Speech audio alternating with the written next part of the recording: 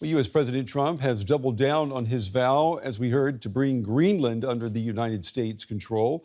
Now, that's despite calls by Denmark's Mette Frederiksen to stop threatening the territory. Her comments follow a post by Katie Miller, the wife of one of Trump's top aides and a former aide herself.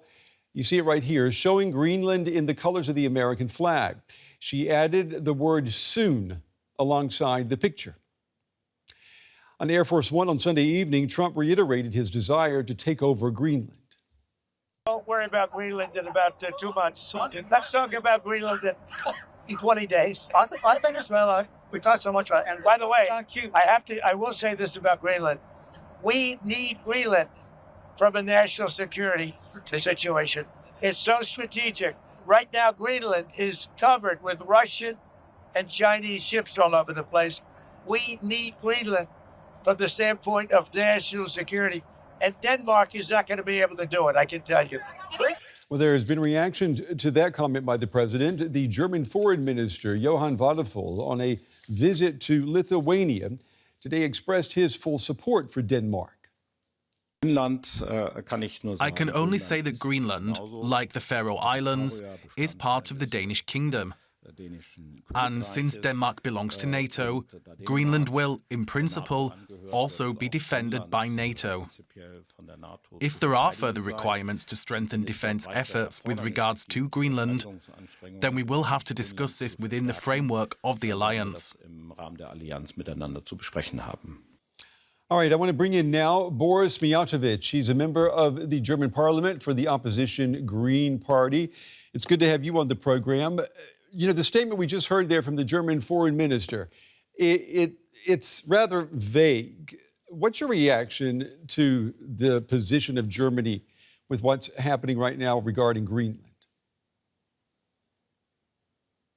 Well, thank you for having me.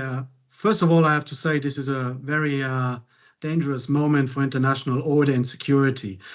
We have to make sure that it is that we stand with the rules that we have given ourselves, in order not to get in a chaotic world that we have experienced in the 20th century. Especially my continent, Europe, has been experiencing a lot of suffering, and so did Asia. And in that sense, we all stand with Denmark for sure, because we don't want open threats and open imperialism again. Well, you say we all stand with Denmark, but does your chancellor stand with Denmark? You know, Chancellor Merz was asked about the situation, and the statement that came from him was also rather vague, and he did not condemn what the U.S. did in Venezuela. He did not call that a violation of international law. So is your chancellor, is he speaking for you?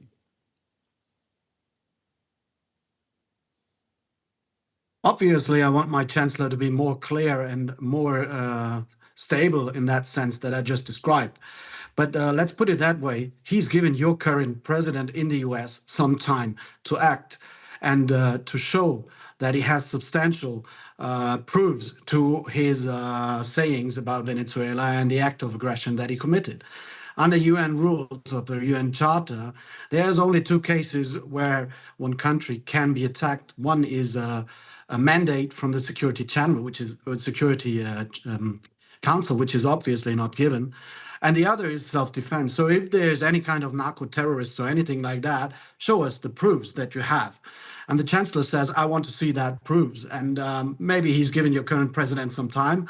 Well, obviously, in my position as an opposition member, I don't need that time, because I don't think that there are these proofs that there has been narcotic terrorism that has been endangering the entire U.S. Let me go back to the situation with Denmark and Greenland for a moment. Do you think that Europe, the European Union, is it doing enough to help Denmark rebuff President Trump's ambitions?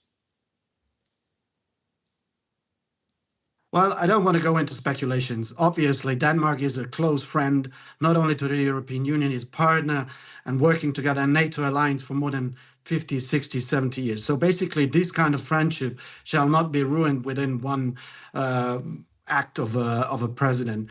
My fears go for other regions of the world and for other bullies we have in the world. Look onto Taiwan.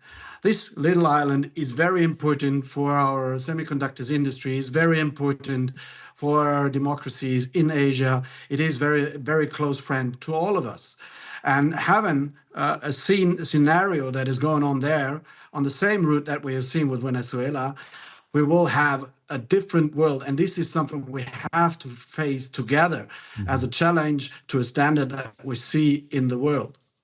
Mr. Mijatović, let me ask you, some observers say that this should be a warning, maybe a wake-up call for the European Union, that the United States under Donald Trump will act in its own interest, in only its own interest, and is not going to see the EU, Europe, Germany as an equal partner. Do you envision then, as a result of this, the countries of the European Union in the future working together more closely? Do you see the events by the U.S. pushing Europe into a more unified stance? Oh, definitely, this is already going on.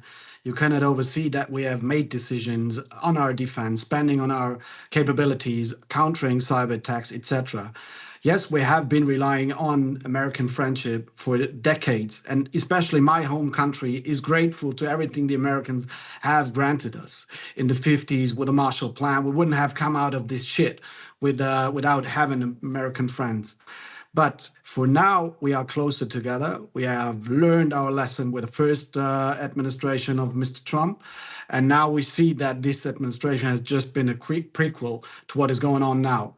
But on the other hand, we have to see losing international order makes the world more chaotic. That is bad for business. That is bad for globalization. That is bad for shipping, for anything that you have, that we have as a common interest in the markets in the US, in the EU, in South America, and in Asia, definitely. So basically, we have to protect our interest in international order. We have to defend what we have earned so far, and all these economic relationships shall put together an interest in international ruling.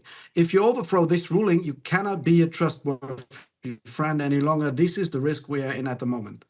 Boris Mijatović, member of the opposition Green Party here in Germany's parliament. We appreciate your time tonight. We appreciate you sharing your thoughts with us. Thank you. Thanks, Brian.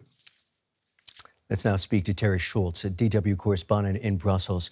Teri, the European Union has released a joint statement on the situation in Venezuela, and I understand you had the chance to ask for more details today at a briefing by the European Commission. What more do we know about the EU position now? Well, what we know is that the EU is definitely not starting off 2025 with any bold positions, nor risking any criticism of the United States. So that statement that was put out yesterday, as you mentioned, was really quite bland. It only mentioned the United States in terms of saying that EU officials had been in touch with the U.S. And the other references in this statement were simply to unnamed actors, hoping that they uphold international law and stick to UN principles.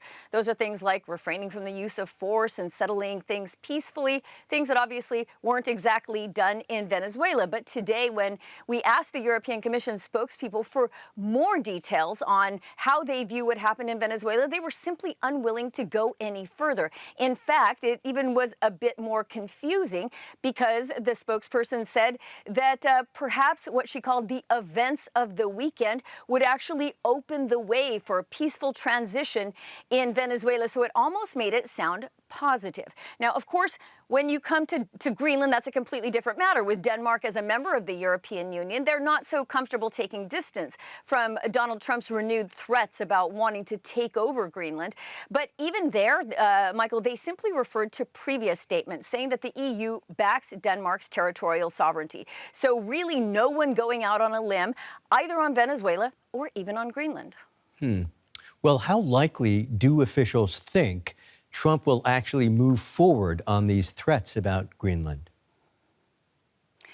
well, I think they must be reassessing that after he actually went into Venezuela. That seems, to bring a new element of danger into trying to gauge what Donald Trump will do after he makes verbal threats. And if it's any sign, the Nordic countries came out within hours of this repeated threat to take over Greenland. Not only did Mette Frederiksen, as you mentioned earlier, make her sharpest rebuke yet of Trump's statement, telling him that he needed to stop with this, and the Greenlandic Prime Minister said that the U.S. should give up its fantasies about annexation. But you had the heads of state of Finland, Sweden, Norway, and Iceland all coming out and saying that the future of Denmark and Greenland are for those people alone, and we stand with our neighbors. So at least the Nordic countries are trying to show a united front against Donald Trump's latest threats against an EU and NATO member, Michael.